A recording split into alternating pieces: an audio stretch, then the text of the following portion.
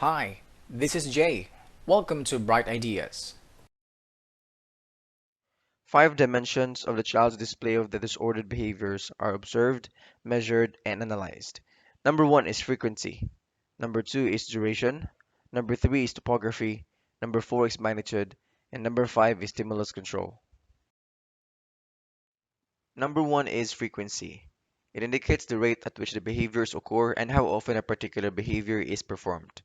Normally, disobedience, temper tantrums, shyness, clumsiness, and unhappiness are displayed by most children. However, a child with emotional and behavioral disorders engages in undesirable behavior most of the time and shows normal behavior less often. Number two is duration. It is a measure of the length and amount of time a child exhibits the disordered behaviors. The length and amount of time spent in the desirable behaviors is longer and may last for an hour or more. Normal children display temper tantrums for no more than a few minutes. Number three is topography. It refers to the physical shape or form of behavior. For example, running a race and walking each has its own topography. Although the legs are used in both motor activities, running has its own shape or topography that differs from walking. The topography of the behavioral or behaviors displayed by children with emotional and behavioral disorders deviate from the normal. They are maladaptive or dangerous to the child himself and others. Number four is magnitude. It refers to the intensity of the displayed behavior.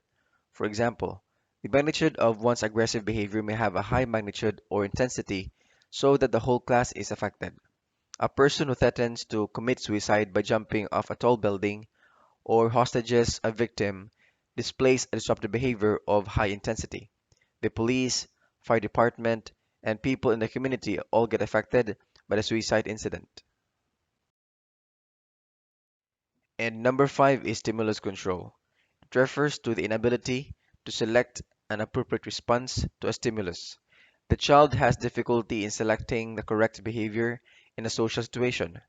In the class where all the students are expected to listen while a teacher explains the lesson, the child with emotional and behavioral disorders engages in disruptive behavior like shouting, hitting seatmates, and similar inappropriate response to the class activity.